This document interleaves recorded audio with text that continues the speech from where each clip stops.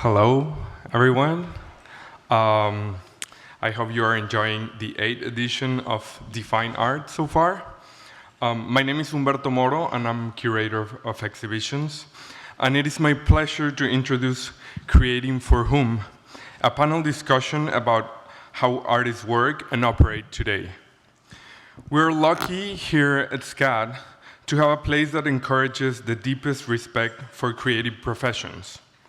Every day, faculty and staff help students to explore their ideas in an ideal environment where they can fully exercise their creative capacities, guidance that is invaluable in the age of hypermobility, as artists strive to make their voices heard.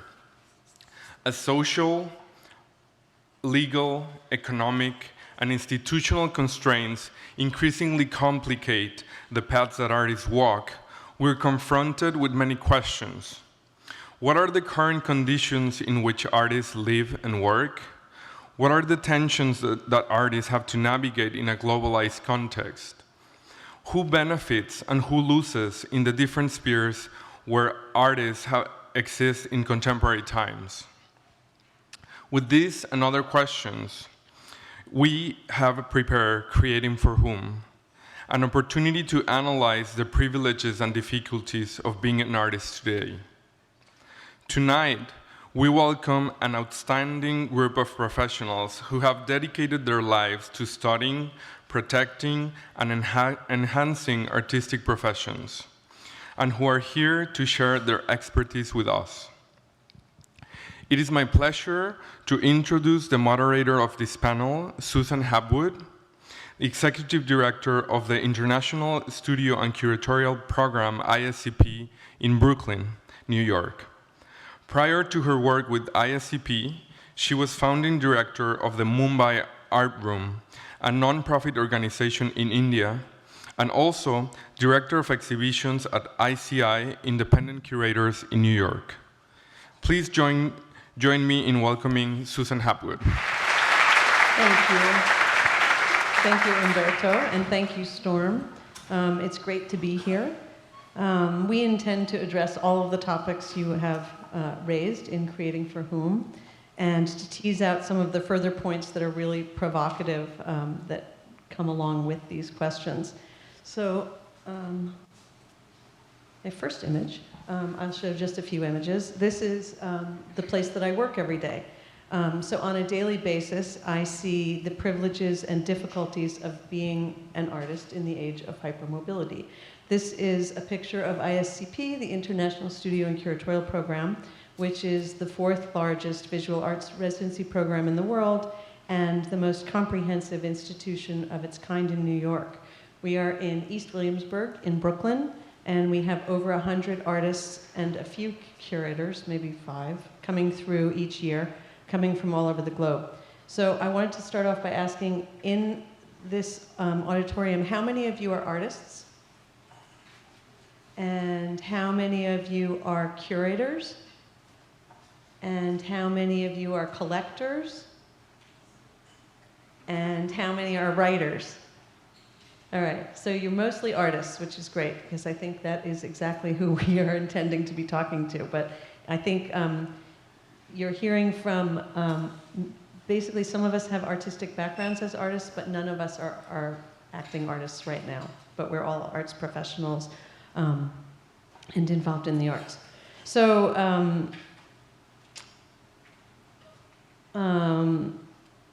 I just wanted to show 2 images of some of our alumni whom you would think are artists who totally have it made.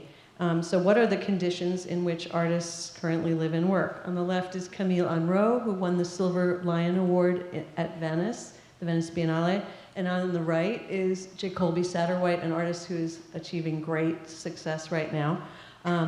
Yet both of them, I would venture to say, probably are living under an incredible pressure to produce. They are in a very commercially based art world where commodification is sometimes not always a good thing. I'm going to touch upon many of the points that the speakers will bring up in their various talks. So they will talk about these questions of working conditions, especially as regards the market, to artists' pay, to where artists' work is going, and how they self-identify. This is an image of one of our residents, Carl Boutard, who is a Swedish artist who was one of about 100 applicants for this one residency that goes for 1 year long.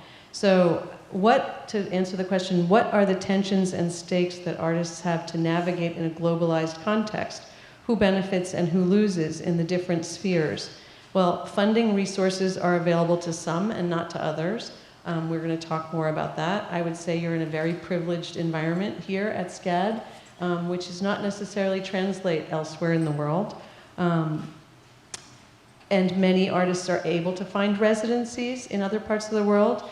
And when they do go to those residencies, they have to be prepared for vastly differing cultural contexts and to be pigeonholed as coming from a specific culture. And Joseph will talk about that some more too. So they need to be prepared for that. At ISCP, we constantly see people characterized as artists coming from the country they're coming from. So as if they are wearing the flag of their country, when that's not the way they make their art, that's not the way they think about their art necessarily, but it certainly happens. Again, asking the question, creating for whom?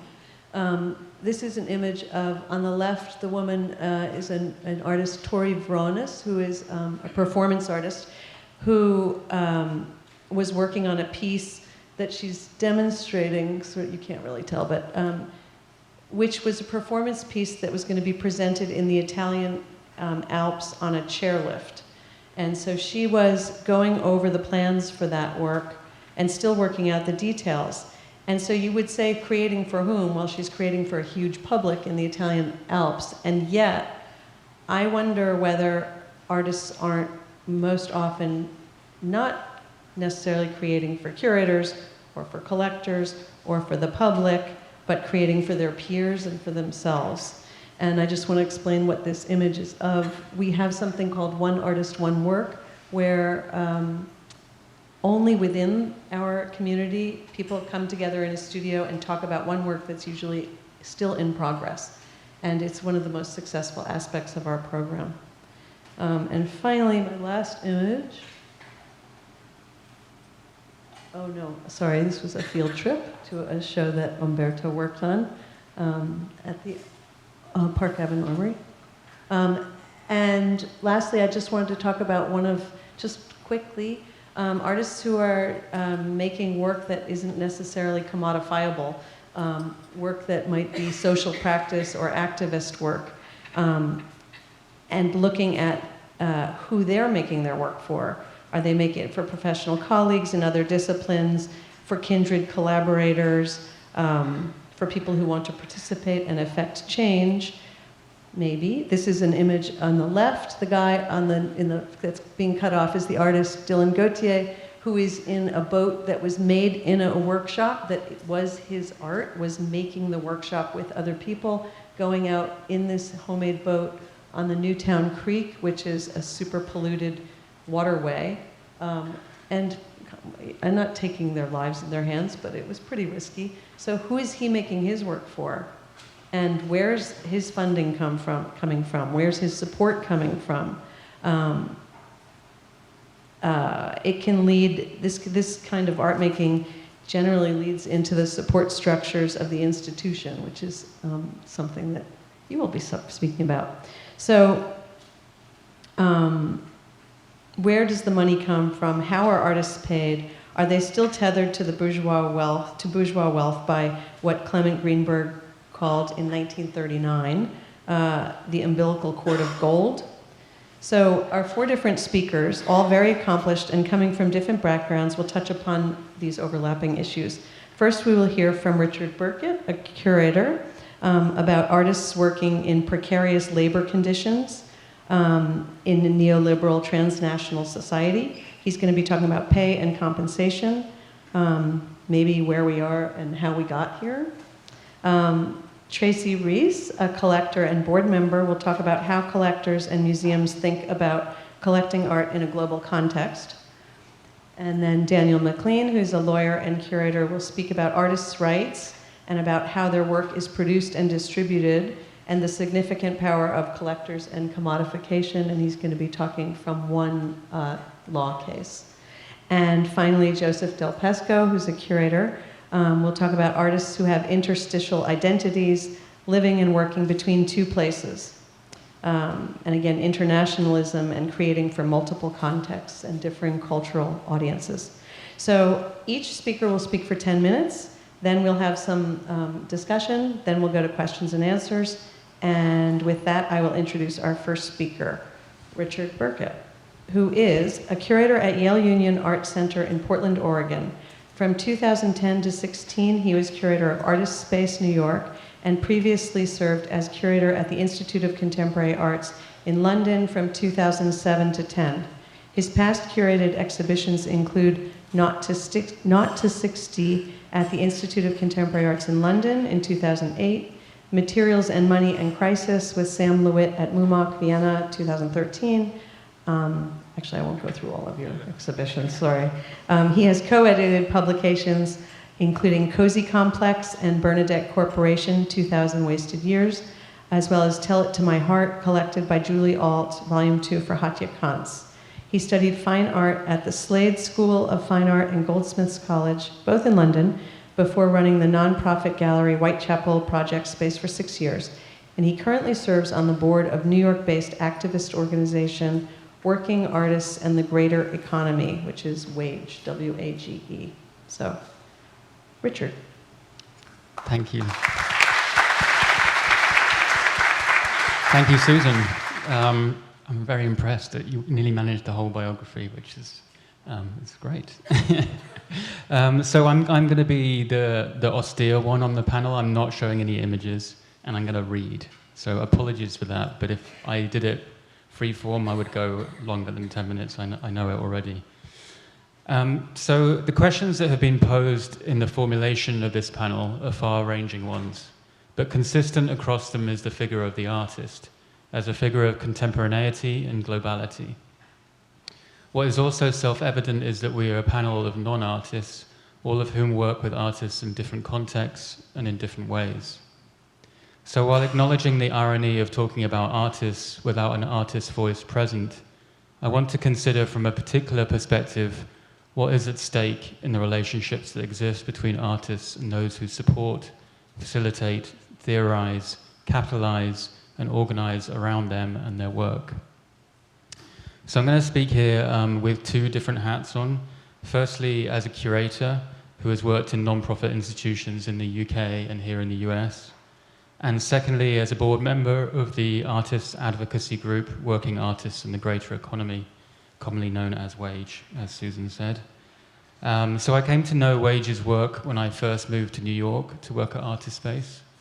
And my colleagues and I developed a research partnership with WAGE, looking specifically at the way in which artists are paid in non-profit contexts. So I'm going to talk here about WAGE's work with both my board member hat on, but reflecting also on my experience of their work from the perspective of the non-profit institution. So for those of you who are not familiar with WAGE as an organization, it was founded in 2008 by 4 artists, A.L. Steiner, A.K. Burns, Kate Hardy, and Lisa Skolny. WAGE took on non-profit status a few years ago, and Lisa is now paid as a full-time core organizer. So it's just one person who effectively runs this organization. The mission of the organization has been to advocate and agitate for more equitable working conditions for artists. But specifically, they have focused their efforts on contesting the very common institutional practice of not paying an artist for their provision of content. So it is often the case that an artist might produce a solo exhibition, or participate in a talk, or write a text for a non-profit art organization and not be paid. Often connected to this lack of remuneration is the absence of production costs for an exhibition, or the refusal to pay travel and transport costs. Essentially, the artist is called on to contribute labor, time, and their own money to realize a project without the prospect of any compensation. Wage addresses and targets the question of the artist's fee in a focused manner, and in this respect their work can be seen as myopic, overlooking other dubious behavior that institutions can engage in.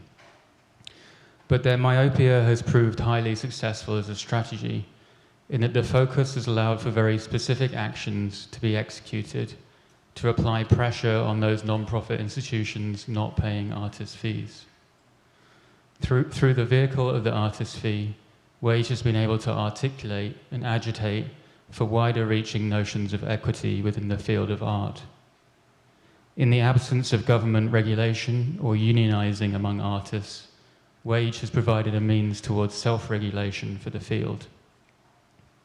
So as part of the research partnership with Artispace, which made use of access to the institution's financial records, Wage developed a program called Wage Certification. Through this program, they have certified non-profit institutions that agree to pay artist fees according to Wage's standards, with fee levels set according to the type of contribution and tied to the total annual operating budget of the institution in question. To date, 40 institutions around the US have signed up to certification. Typically, these organizations are small to medium-scale ones, so smaller than a place like SCAD, Museum of Art. However, there are positive signs that a museum-sized institution will soon be certified. Artispace was the first certified organization, and while it was already paying artist fees to levels that met Wage standards, the process of being certified and the annual audit that this involves created the context for internal conversations about labor and equity that are, in my experience, rarely addressed collectively within institutions. These conversations ranged from aspects of curatorial programming and how certain forms of artistic practice are accommodated or not within the institution, to the ways in which staff salaries and employment processes are structured. So Wage's work in developing certification and its nearly decade-long history of agitating publicly around the inequities experienced by artists speaks of the need to address the specificity of labor relations active in artists and art workers' relationships with art institutions. While artists are considered still as figures of exceptionality when it comes to wage labor, it is apparent that since the 1960s, the artist has become an exemplar of the precarious working conditions and self-exploitation that have come to define neoliberalism and the transnationalism that is the bedrock of globalization. As these ideologies start to shift in North America and Europe, it is all the more imperative to look at the artist and the art worker not as exceptional, but as embedded in a matrix of labor relations that are far from equitable. The often cited notion that being paid as an artist for artistic labor somehow undermines the idealized position of art as autonomous and external to capital is redundant when considering the degree to which contemporary art is deeply entwined with flows of social, financial, and reputational capital. Even the notion of the non-profit institution itself as a site of production and display for artists that is unencumbered by vested interests and profit-driven structures is clearly a fallacy in this current moment. In fact, the ingrained non-payment of artists, beyond instances in which they sell a commodifiable work, has led to the field of art becoming one of increased privilege and market dependency. As we all know, art institutions tend to be pretty good at projecting liberal values, of engaging with politically driven art practices, and at this current moment of neo-fascist governance in the US, they seem to have woken up to the need to be vocal in standing against social injustice. However, in the vast majority of cases, this does not extend to directly addressing economic injustice as it exists between its own four walls and through the financial mechanisms under which it operates. Not paying artists' fees, either at all or to a level appropriate to the scale of the work involved, is just the tip of the iceberg when it is normal practice for unpaid or underpaid labor to exist at all levels of an art institution in the US. This ranges from interns and curatorial fellows to subcontracted low-wage service workers performing frontline and behind-the-scenes labour, and extends to the non-provision of healthcare and benefits to staff who perform essential ongoing roles. When considering the division of labour in art institutions, it's unavoidable that this is often gendered and to a perhaps even greater degree distinctly racialised. The field of art maintains significant barriers to entry based on existing wealth and race and class-based privilege. Later this year, Wage will launch a new program of artist certification. This will be a platform for coalition building that in a manner comes close to an artist union. There will be 2 tiers to the program to which artists can sign up. Firstly, as a coalition member, and secondly, as a certified artist. As a certified artist, a commitment is made to not work with institutions that refuse to pay an artist fee based on wage standards. It will serve, therefore, as a boycott mechanism, employed not just on the basis of self-interest, but on behalf of a coalition of artists. The 2 tiers allows for the engagement of artists who feel they don't have the reputational leverage to refuse their labour, while those who are more established have a stronger platform for negotiating the terms of their work with an institution. So this next stage in Wage's work will hopefully ramp up the pressure on institutions, but also further develop the infrastructure for solidarity among artists that is interconnected with, not distinct from, the labour relations active throughout the art institution. The demand for compensation for artists is made on behalf of a broader struggle for the wholesale redistribution of resources and for economic justice. Thank you.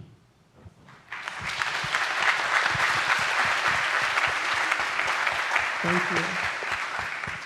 I will now introduce Tracey Riese. Tracey G. Riese has been an active supporter of the arts and artists for more than 40 years. She lives in New York City and serves on the board of the Brooklyn Museum, where she chairs the collection committee and co-leads the strategic planning process. At the Brooklyn Museum, Riese was a founding member of the Feminist Arts Council in support of the Elizabeth A. Sackler Center for Feminist Art, as well as the Fund for African American Art, the purpose of which is to build a world-class collection of 18th, 19th, and 20th century work by African American artists for presentation within the museum's historical collection of American art. Riese serves on the acquisition committee of the Studio Museum in Harlem, is an active member of Artadia, which provides support for emerging artists around the country, and is a member of the Hunter College Art Advisory Council. She previously served as vice chair of El Museo del Barrio Board and was a sponsor of the museum's Biennale. Through her consulting business, T.G. Riese and she has worked with such arts institutions as the Metropolitan Museum of Art, Creative Time, and Chashama, an organization dedicated to providing affordable workspace for artists in New York City. Prior to founding her own consultancy, Riese was Senior Vice President, Corporate and Marketing Communications Worldwide for Revlon. She and her husband have been collecting the work of emerging artists around the world for 30 years. So please welcome Tracey.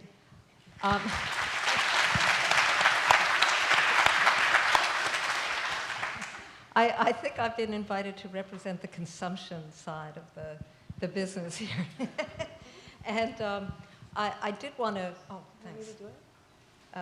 I did want to mention that a part of the reason that I became involved with museums, obviously my husband and I have been consuming art production for a very long time, but we became involved with museums because those are the institutions really that shape identity and cultural imagination.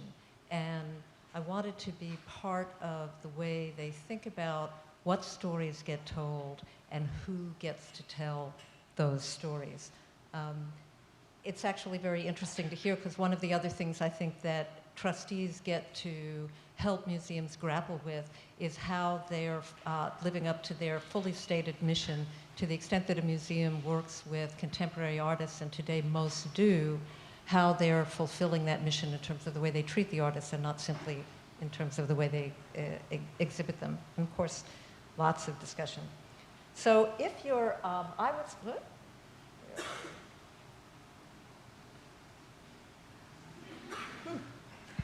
Well, wasn't quite what I was expecting, but it's perfectly okay.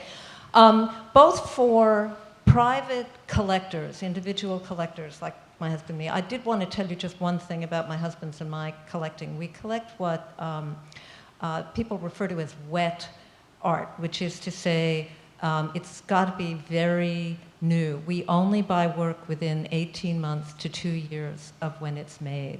And we do that because although we are deeply embedded in the capital consumption process, and we're certainly part of that, we're not interested in acquiring an individual object of a particular type. We really want to invest in what the artist is thinking about. I think earlier today, those of you who heard, I'm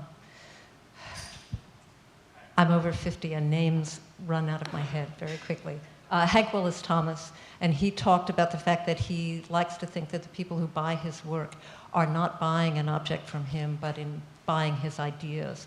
And that's how my husband and I like to work. So we like to buy early art. But whether you art that is early in the artist's moment of time.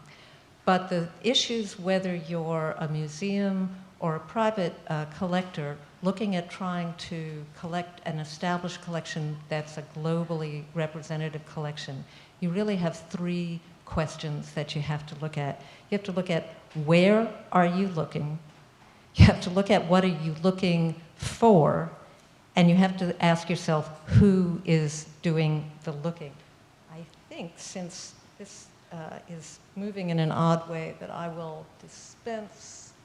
Okay, I'm going to dispense with this.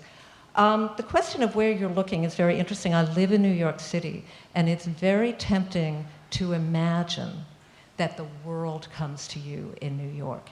And in fact, there have been occasions where I've spoken to a contemporary curator of a museum in New York, and I've said, this room, this acquisition list that you're putting together for the museum looks like it's the inventory list of a handful of galleries in one zip code in the city of New York.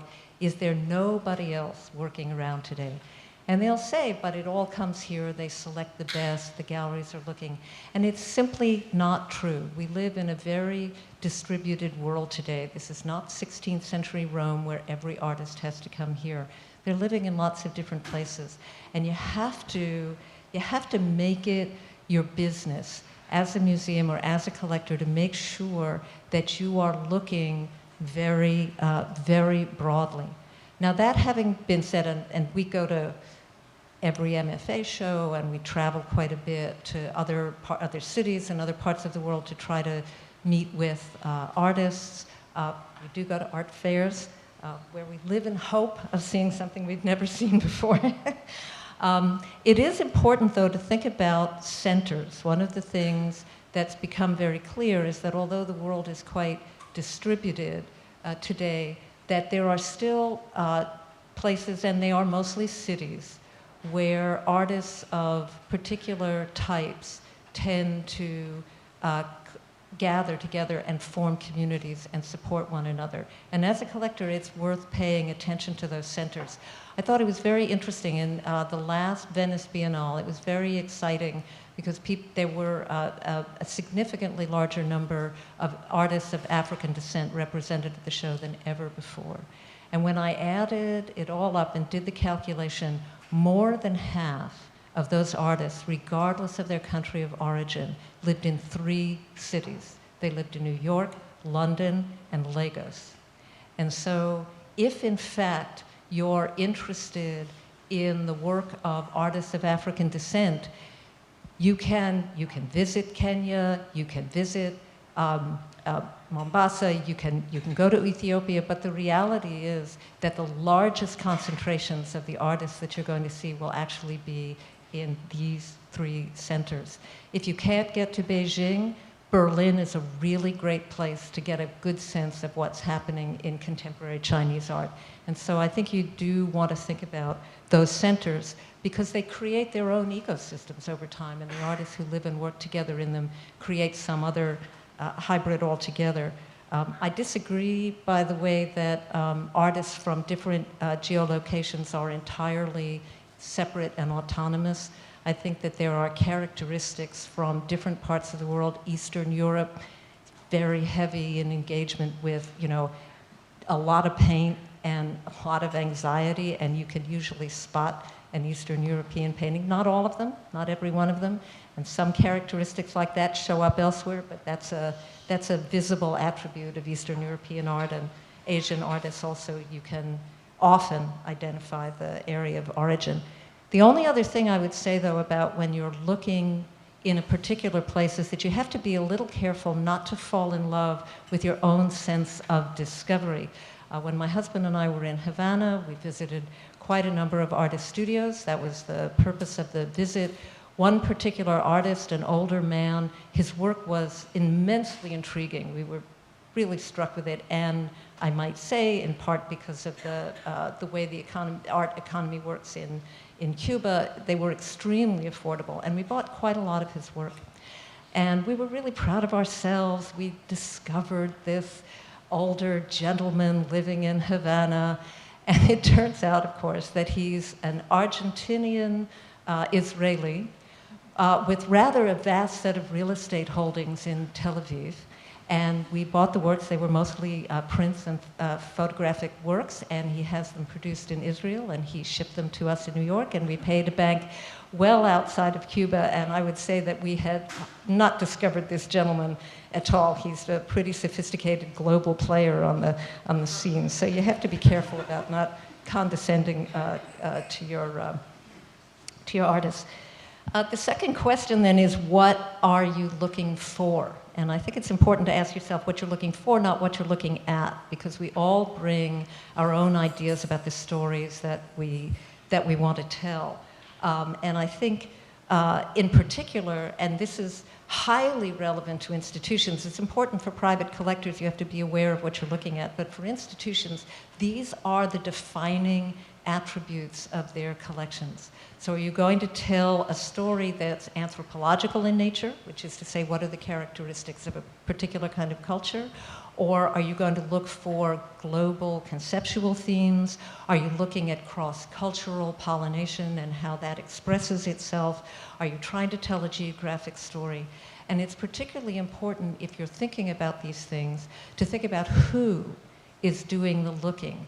And some examples that I will give you here. The Metropolitan Museum, the first El Anatsui work that they purchased was purchased by their African art department, not by the contemporary art department. Their contemporary art department was utterly asleep to the work of this phenomenal artist. But the curators in the historical African art department could see how clearly his work connected to an entire historical heritage while representing a modern way of being African.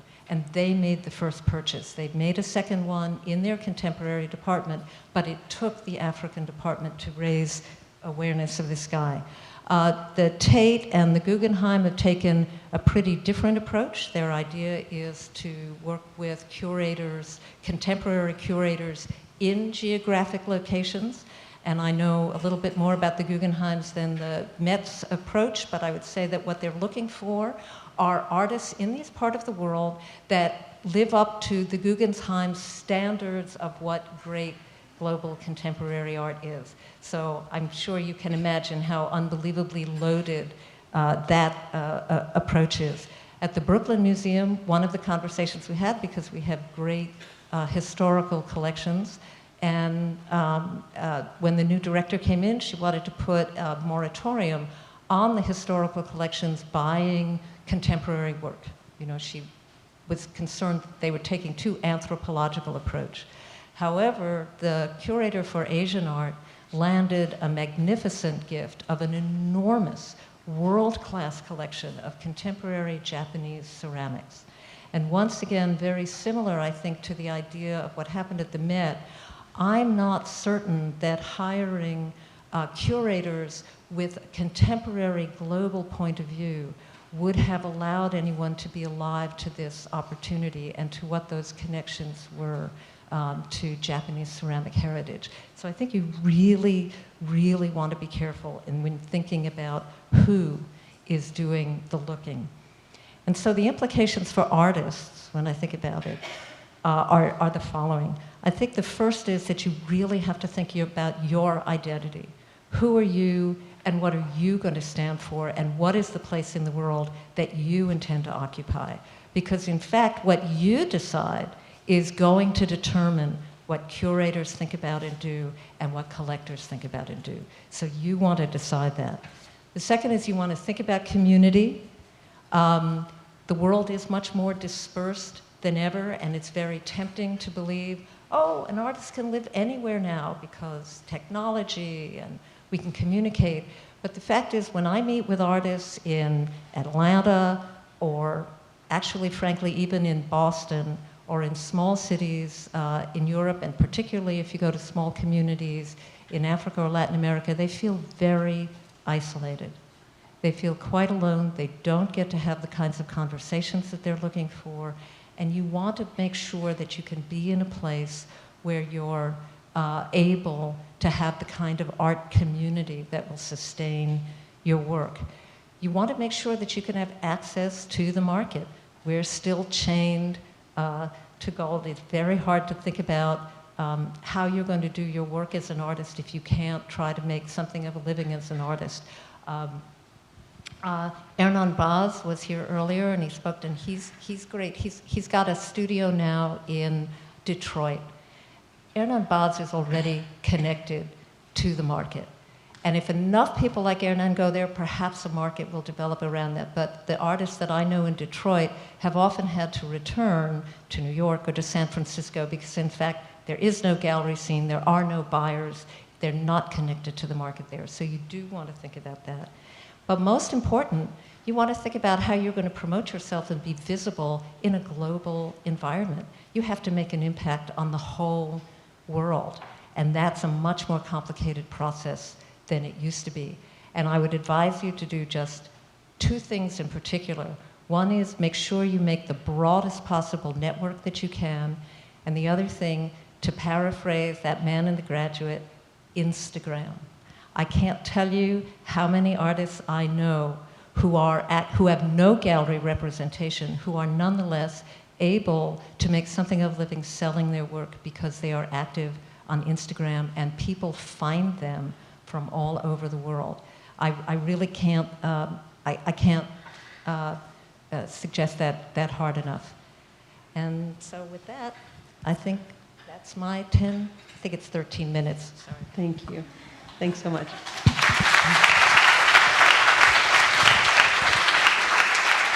And now we will hear from Daniel McClean, who is an international art lawyer, independent curator, and writer. As a consultant to the London law firm Howard Kennedy LLP, he advises a wide range of clients, including artists, advisors, estates, collectors, galleries, foundations, and museums, on dispute resolution, art transactions, due diligence, and intellectual property. He's particularly involved in artists' rights and worked closely with the late Seth Siegelaub, one of the first artists to define reserved rights for transfer and sale with galleries and buyers. McClean remains an advisor to the Stichting Igris Foundation, Siegelaub's foundation. As an independent curator, McClean has curated exhibitions at the Van Abbe Museum in Eindhoven, the Netherlands, and the Humex collection in Mexico City.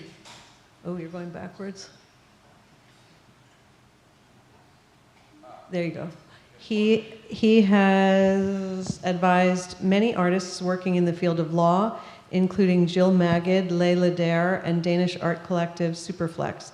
McClean has written extensively on the intersection between the disciplines and practices of art and law, including for Frieze and Art Review, and is the commissioning editor of Dear Images, Art, Copyright, and Culture, and The Trials of Art. Are those both books?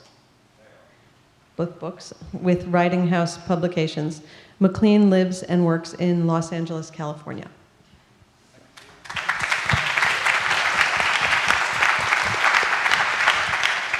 I hope I can live up to the hype now.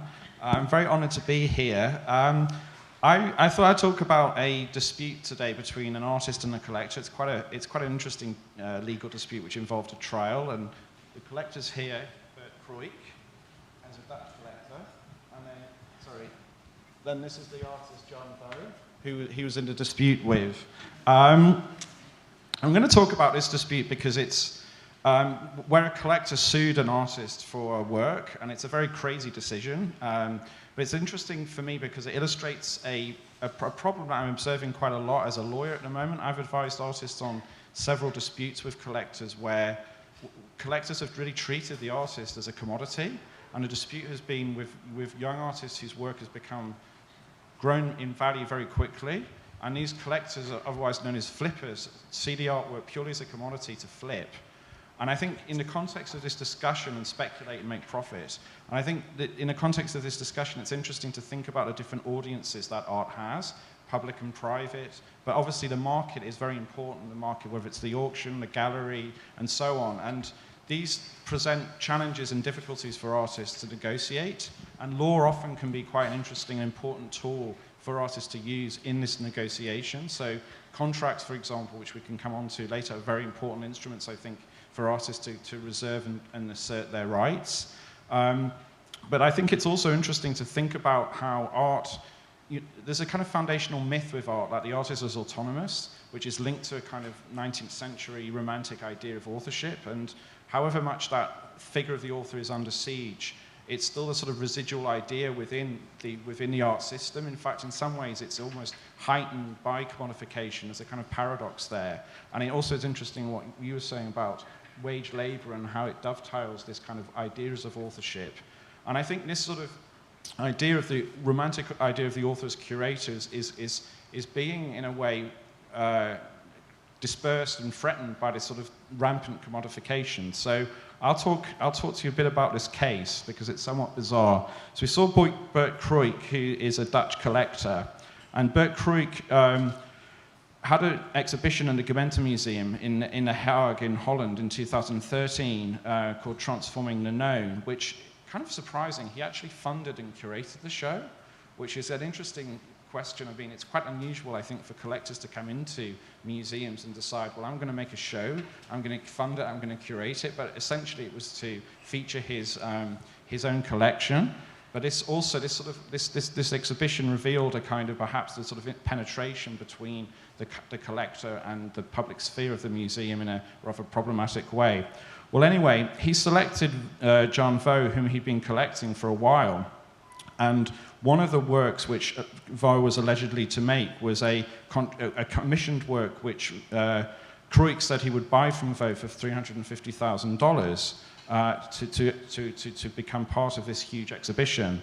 Well, there was a sort of breakdown in communication, there wasn't a written agreement, and it escalated with John Vaux failed to show up to install the work on the exhibition due day, and Kroik was furious and claimed damages from John Vaux, damages of $350,000 approximately.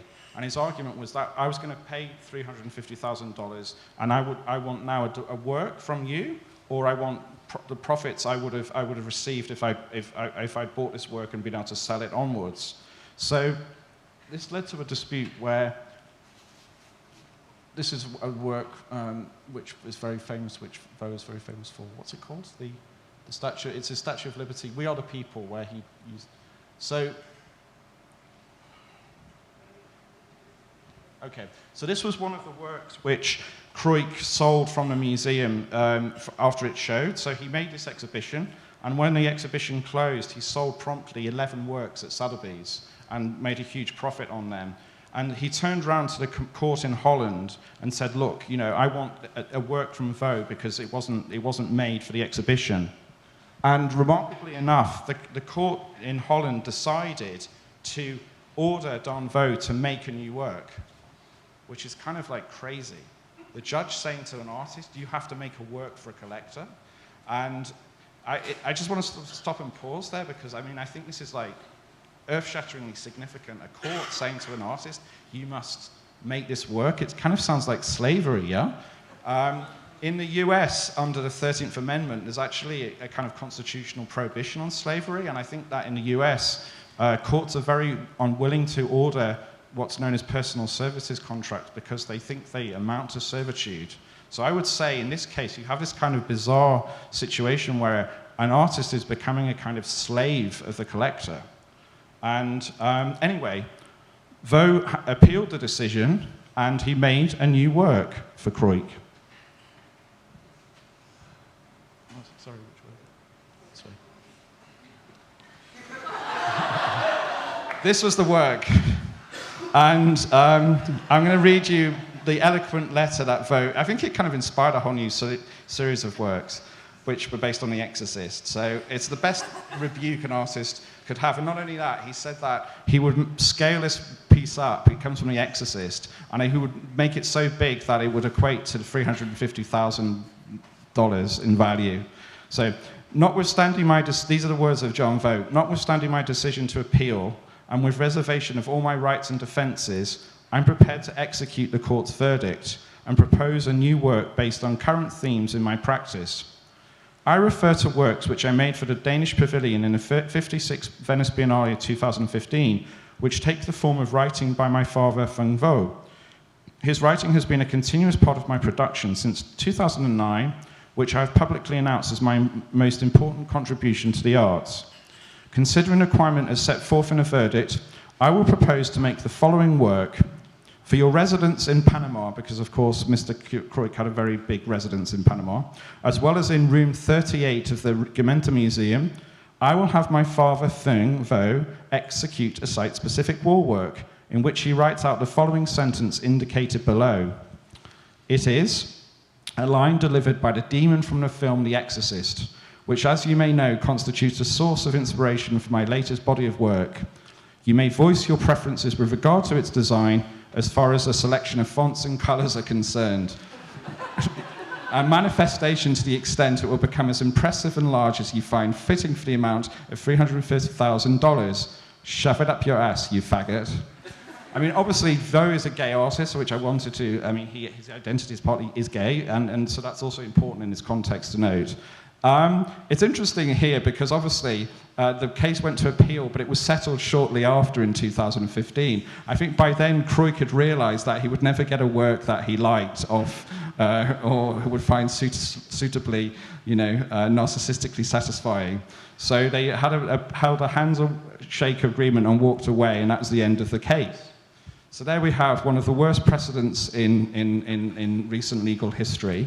And I think a kind of situation in which the sort of absurdity of a legal judgment where the court's being called upon to try and regulate the art market and disputes between collectors and artists, but also in a wider, more sort of challenging sense, I think the kind of problems that are emerging in a marketplace when artists are treated as commodities. I mean, it wasn't that Kreuk even wanted this work for his own personal collection. He wanted this work so he could flip it, so he could sell it and make a profit on it. So what are the lessons to be drawn from this? I think just really it's important when you as young artists are kind of establishing your careers, you're very vulnerable, and it's interesting to me to see how vulnerable artists are really exploited by quite merciless sort of intermediaries, often agents who come along and collectors who buy their work speculatively.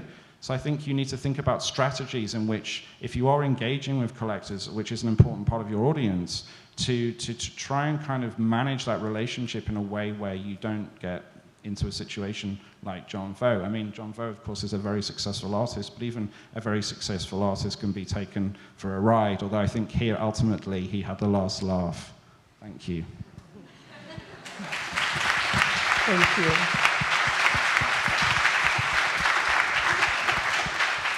All right, and last but not least, we have Joseph Del Pesco, who is a curator, writer, publisher, and SCAD alumnus. He has a BFA in graphic design from 1999. Since 2009, he's been director of CADist, an organization based in both Paris and in San Francisco. It's a nonprofit dedicated to supporting contemporary artists.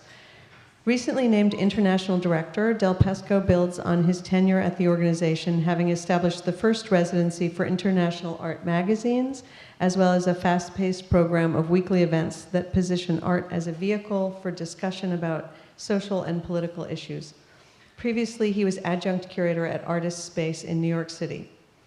Working independently, Del Pesco has organized exhibitions, projects, and publications at a variety of venues, including the Berkeley Art Museum, the San Francisco Museum of Modern Art, Temple Contemporary in Philadelphia, CCA Wattis Institute for Contemporary Arts in San Francisco, the Banff Center in Alberta, and on, many others. During the past year, Del Pesco has been in residence at SOMA in Mexico City, Beta Local in San Juan, Puerto Rico, the Luminary in St. Louis, Missouri, and Artport Tel Aviv in Israel. So please join me in welcoming, well, not welcoming, but turning over the floor to Joseph Del Pesco.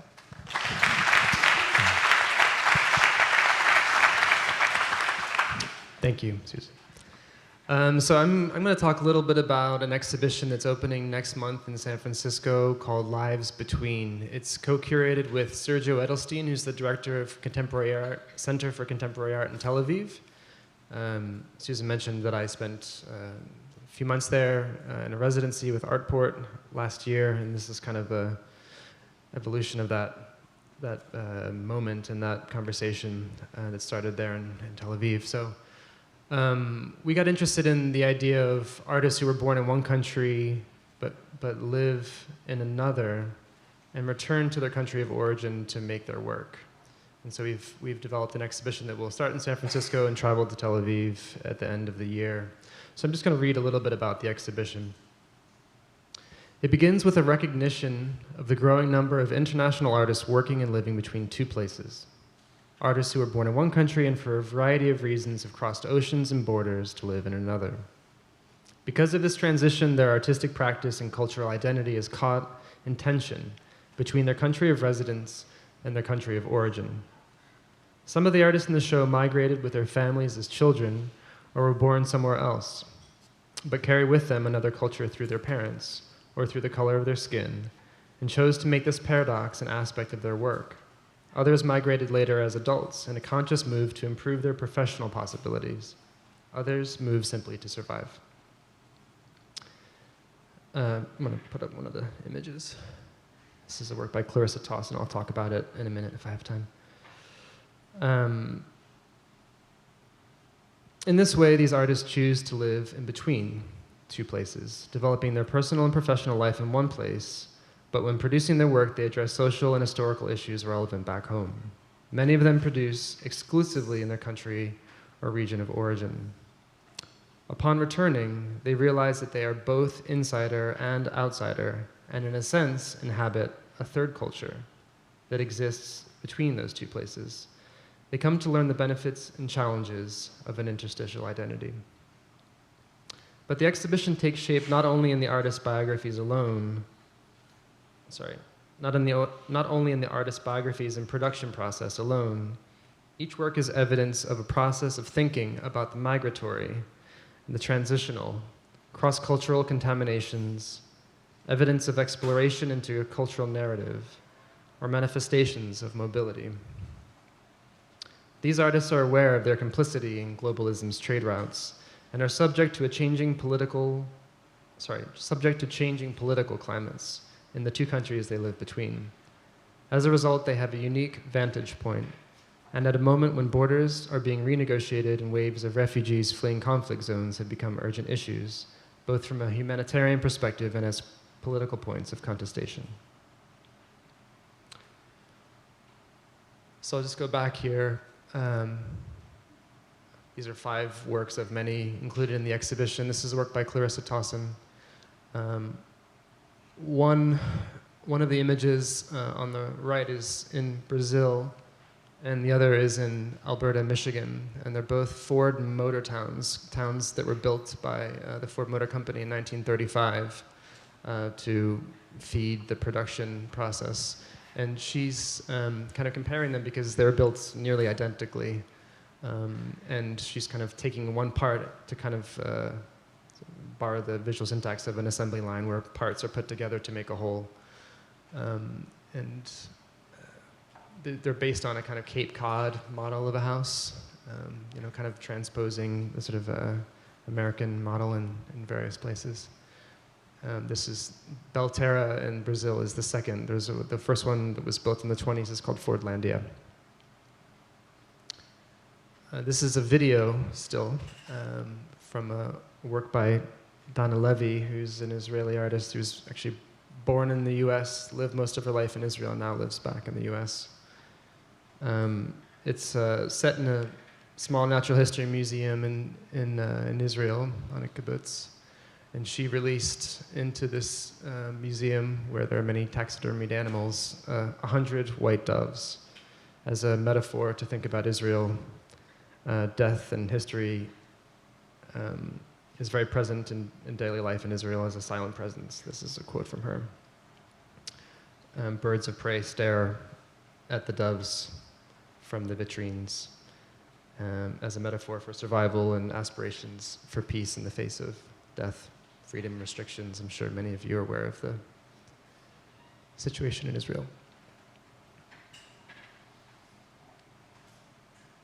This is a work by Enrique Ramirez, Vela number 1, America del Sur. Enrique's father, he's from Chile, and his father made a living fixing sailboat sails.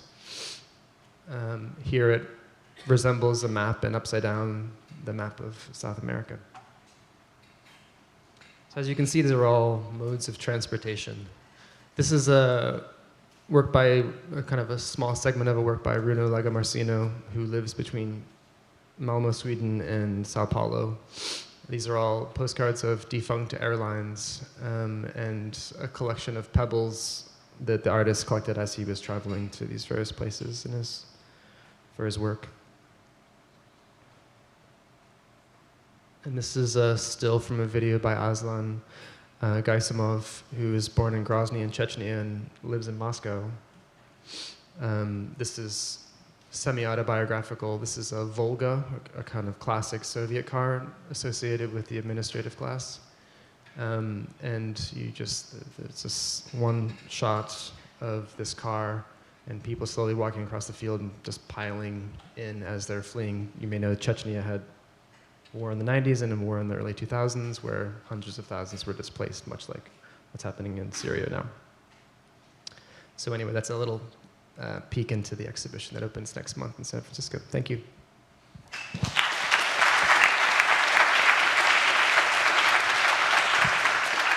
Well, thank you, everybody. We've covered a lot of different topics. I'm not sure how to weave it all together, but yeah, it's not necessarily so easy. But I do think that the transnational theme is one that has come up over and over again. The issue of different cultural origins, where people are coming from, is something that comes up again and again. I wonder if I could ask how many people in the room here are coming from another country? So a lot of people. So that's relevant to everyone here, or many people here too. I think that we haven't necessarily painted too rosy a picture. We've laid out a lot of kind of potential pitfalls to watch out for. Some of the talks have been more positive in outlook than others. But I wonder if we could, if any of you, I'm sorry to do this to you, but if any of you disagree vehemently with anything that anyone else said, because I think that makes for interesting discussion. And I think we've talked about a lot of different things where we've sort of tiptoed around where the money's coming from, what's fair, what's not fair, what are the expectations, what do we expect an artist to have to do, to not have to do. Anybody want to tackle that one? I did want to clarify one thing, if I could, in the case that you described. The artist was paid for his work and then didn't install it? Sorry, he wasn't paid. There was an agreement allegedly where he would deliver the work and would be paid $350,000. Would be paid. Would be paid, and there was nothing specific about even the work that had been agreed. There was no agreement as to the subject matter of the work.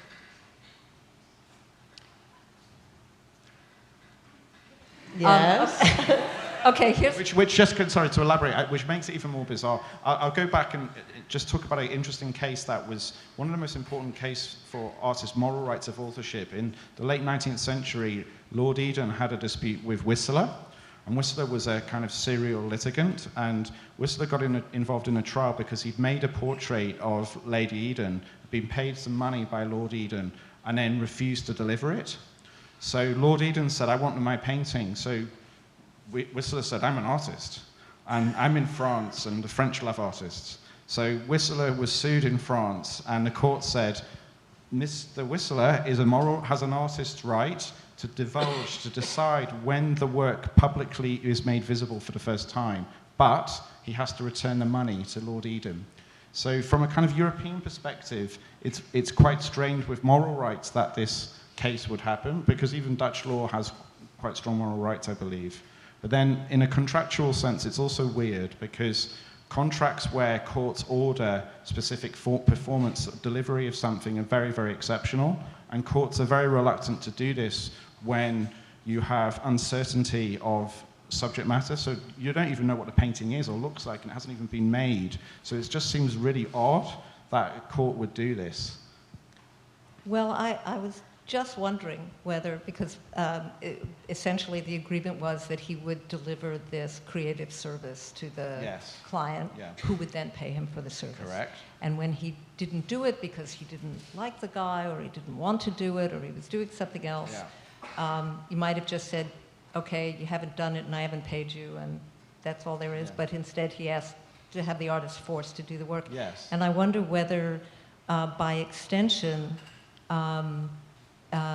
florists must be compelled to deliver services for, regardless of what they think of the client. Are you asking whether a court would order a florist to do that? Well, Or I should? think they just did. I mean, I don't think a court. I mean, I don't think a court should. And a court also in America and England, courts are very reluctant to enforce services contracts because they're considered to be personal. So an order for delivery is usually... The Supreme Court just let such a decision stand. What was it? It was a personal services agreement? I'm not aware of it, but it's interesting. A couple asked a florist to do the flowers for their wedding, and the florist didn't like the basis of the wedding and wouldn't do it, and they sued him. And did they get damages, or were they forced to deliver the flowers? It was really a principle around whether or not you could discriminate against gay couples on the basis of your religious beliefs. But it's in many ways strikes me as a similar situation. They said it's an artistic endeavor. Chip in and we don't ask? have to. I don't want to. Richard wants to. It's a connected question, but I mean, Daniel, you're kind of talking about the moral rights and so on, and I mean, as I understand it, in the US, there is the Visual Artists' Rights Act, which came into force in 1990, which actually kind of enabled certain rights for artists that you probably may not be aware of. It's a very good point.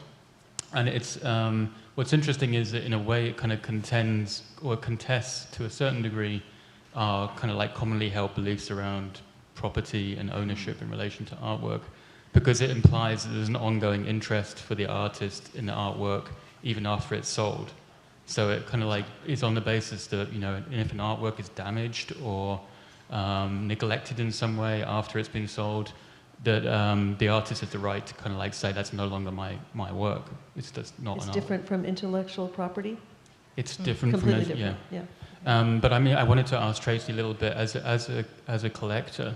I mean, how do you... Would you force an artist to create? No. I want to ask something specific, which is, how do you feel about that notion of ownership, and do you feel like you would be willing to shift that understanding of ownership of an artwork as a collector towards something that's more in line with the notion of stewardship?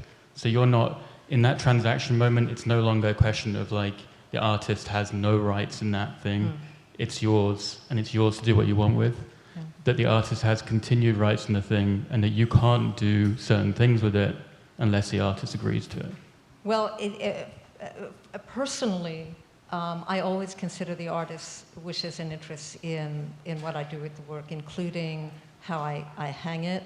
I just bought a 27-foot triptych from an artist at a time when I didn't think that I would have a 27-foot one. It turns out I might indeed have one, but at the time I had no idea that I would be able to hang this intact in one piece.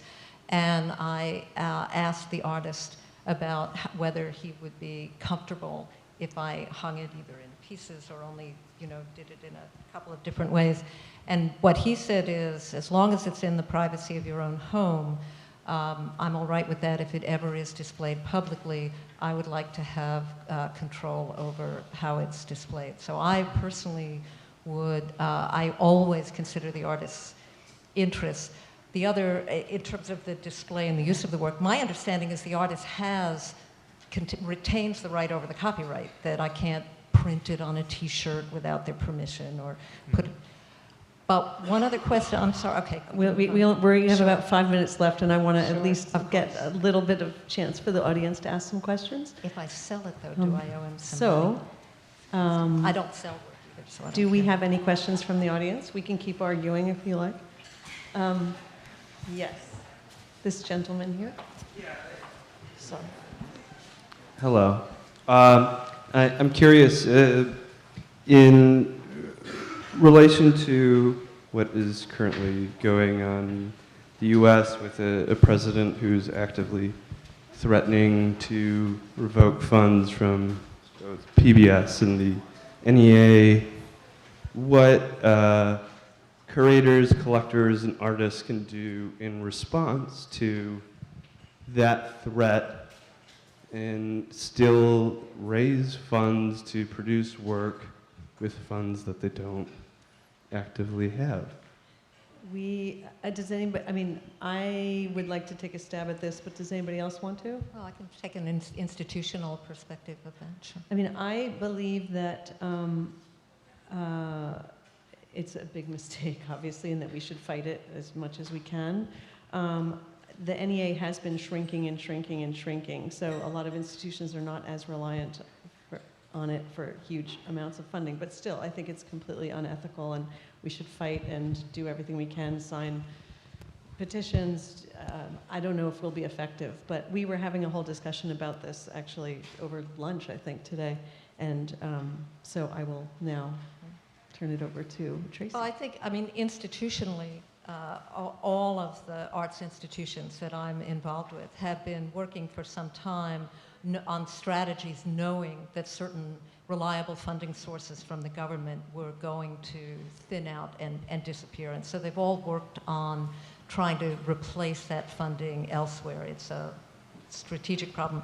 Philosophically, you have to decide, whether you want to fight to make sure that the NEA is protected. You can put pressure on your congressman and your senator, and if you get enough energy behind it, politicians absolutely respond to the voters. So if that's something that you think is important, you can all take action.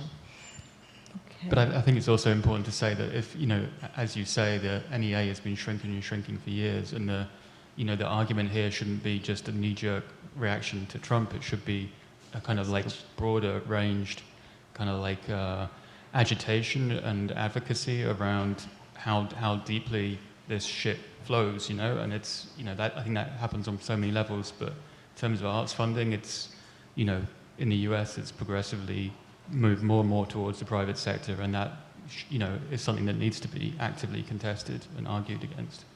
And I happen to be very fortunate to live in New York, which has a huge cultural budget from the government. So it doesn't feel Not quite as big bad, enough. which is Never not... goes far enough. Not big enough. It never goes far enough, right? Not because what? Not big enough. Right. Never Never not goes big far enough. But I'm just saying that we have the luxury of feeling support from the government, but it's not at a national level. Other questions? Yes. That's okay. So Tracey, you mentioned the importance of moving to these artist communities where there is that market and building a broad and a large, network. So speaking to all of you curators and... I'm sorry? Sorry, speaking to all of you curators and collectors, how, most of us are students, how do emerging artists make these relationships? How do you start and really dive into this network? My observation is that the very first place it starts is right here with where you are. I think in another time, artists entered their lives as artists through disparate means. Back at one time, of course, you joined another artist workshop, but in the 20th century, you moved to a place where a bunch of artists worked, figured out where they drank and hung out in the Cedar Tavern. And today, most artists are educated in art school. And so I think you want to start with your own network right here. But when you get to wherever it is that you're going to live, to the city you live in, ask your friends who you know there, make connections, show up at openings. Artists like to see the people that they know at their openings. The people I ask the most when I'm looking for artists, I ask other artists, who are you looking at? And they tell me. So you start there. Okay, one more question. This gentleman.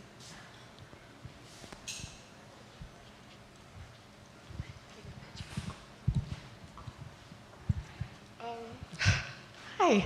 Hi. It's not more of a question, but it's a statement. We are student art managers, and we are students for business design and arts leadership. And we just want to tell everyone that we are going to Arts Advocacy Day to fight for the arts this March. And we really need your help and support. We have a GoFundMe page. We really need everybody's support to go there and get funding for the arts, because it is important to us. This is our industry, and we need it. Thank you. Good for you. Never miss a moment to make your advocacy. Thank you. Thank you, everyone. Thank you so much. Thank you to all the speakers.